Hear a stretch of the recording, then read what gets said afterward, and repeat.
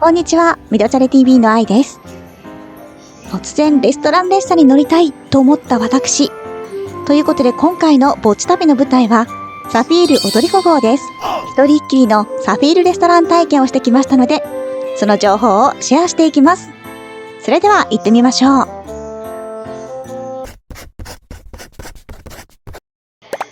はい、ということで私、今回は熱川の方面に向かっていきます。お席は6号車の一人席です。2列側が海側なので、本来は景色を見るのであれば2列側に座った方がいいのですが、私はお一人様で、かつ撮影もちょっとしたかったので、お隣さんにね、迷惑かけちゃうかなと思って、海側を断念し、一人席に決めました。でも、一人席でも十分快適でしたよ。そそくさといろいろと、はい、身の回りの片付けをしています。全席グリーン車が特徴のサフィール踊り子号ですが、こちらの席は車内の中では比較的リーズナブルなお席。でもこんなに足が広々としていますよ。ボタン一つでフットの方がアップします。背もたれはボタンで手動という感じですね。でも十分くつろげました。テーブルを開いてみましょう。手前にスライドすることができます。パソコン作業も便利ですね。枕も自分のぴったりくる位置に調整することができます。そしてサイドにも小さなテーブルがあります。ドリンクなどを置くことができます。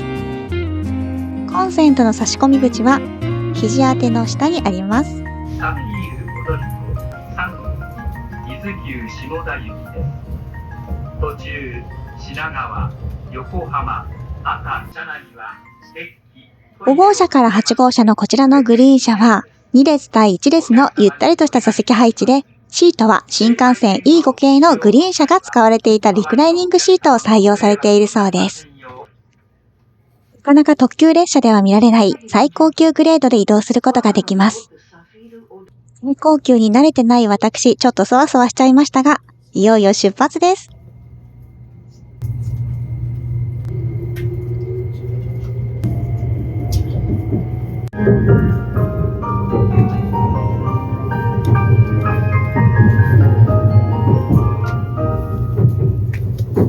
本日も JR 東日本号この列車は特急サフィール踊り子3号伊豆急下田行きです。途中品川横浜熱海伊東伊豆高原伊豆熱川伊豆稲取河津に停車いたします。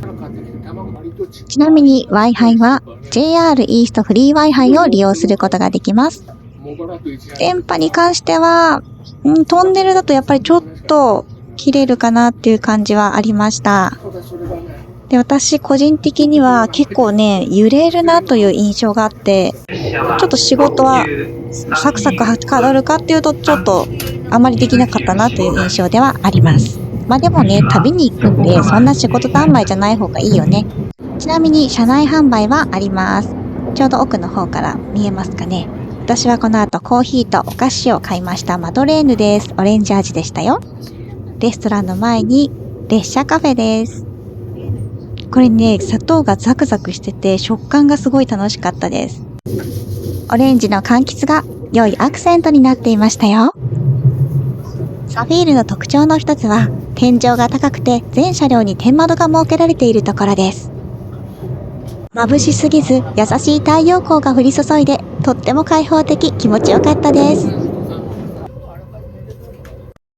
はい、他の車両も見ていきましょう。こちらは1号車のプレミアムグリーンです。出発前に少し撮影させていただきました。なんと座席は1と1合計2列のみです。重厚感ありましたね。こちらはプレミアムの洗面所とお手洗いです。洗面所はちょっと他のところよりは高級感がありましたが、お手洗いは同じ感じでしたね。こちらは2号車3号車の個室です。6名までの個室です。重厚感があって素敵ですね。どんなセレブがこちらで移動されるのかしら。こちらは4名までの個室です。こちらも素敵。はい。2号車と3号車は個室ということで、想像以上に個室の数が多いなという印象でした。私もいつか個室乗りたい。ちなみにスペーシアの方がね、個室で1万円ぐらいだったんですけれども、調べたらサフィールさん、例えば今回熱川まで行ったんですが、東京から熱川までだと、なんと4名個室席で使っても2万円以上するので、ちょっと手が届きませんでした。ということで、自分の席に戻ってきました。この席も好きです。さあ、海が見えてきました。だいたいね、東京からだと出発して1時間ぐらいで海が見えてきます。海が見えてくるのは根府川あたりですね。そのため海を見ながらレストランで食事したいという方は、出発から1時間後ぐらい、東京出発から1時間後ぐらいで予約するといいのかなって思いました。ちょっとこれ根府川の駅ですね。通過しています。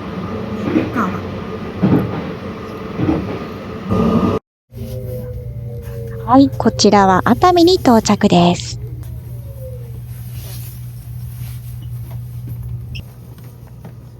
やはり熱海で降りていく人はかなり多かったです。次の駅の伊東でもやっぱり多かったですね。ということで私はお時間になりましたのでレストランに向かいます。こちらが4号車のカフェテリアです。ブラウンを基調としたインテリアがとても上質な空間を演出してくれています。私はカウンター席でしたよ。こちらはお料理についてくるお水です。まずお水をいただきます。そして私が注文したのが大ぶりエビワンタン復興麺です。ではいただきます。細麺です。なんかちょっとそうめんに似てるような感じもしましたね。スープがすごくあっさりしているので、魚介の旨味や凝縮されているので、この細麺にぴったりでした。ワンタンが大きかった。景色を見ながらのランチ最高です。サフィールさんのランチは比較的軽食、そんなに量が入っていないんですって。それは旅先でしっかり食事をしてほしいっていう思いが込められてるみたいですよ。お料理に関しては定期的にメニューが変わるので、変わるごとにこの列車に乗るっていうのも楽しみの一つになるんじゃないでしょうか。お料理に関してはね、予約をしといた方が確実です。当日車内で予約できる場合もあるんですけれども、混雑状況にもよるので、やっぱり食べたいっていう方は予約しといた方が安心ですね。サフィールペイというサイトで予約ができます。完食しました。ごちそうさまです。美味しかった。私の食事時間はちょっと遅めの13時55分からを予約しました。1枠20分なので14時15分に食べ終わったという感じです。その時間でちょうど伊東駅を出発する時間帯でしたね。なんで遅い時間にしたのかっていうと、ちょっと海を見ながら食べたいなと思ったからちょっと計算してみました。だけどね、私の時間意外とトンネルも多かったな。はい、ということで、一東を出るとだいぶお客様が降りていくので、こんな感じで急にガランと空きます。さっきまで結構2列席は埋まってたんですけど、隣の方はいらっしゃいましたね。途中、熱海と下田間を走行している黒船電車と遭遇しました。すれ違ったっていう感じですかね。かっこいいですね。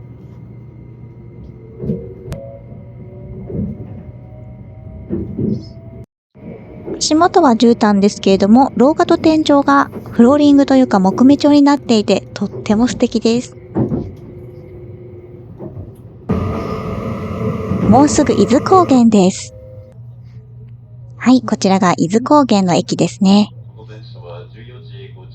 もう次の駅が熱川の駅で降りる駅なんですね。でもほとんどのお客様が降車降りられたので、ちょっと2列シートに座ってみたくなって移動しました。というのも、お隣さんがね、いらっしゃるんですよ。私の席。他の席ガラガラなのに。なんか不思議ですよね。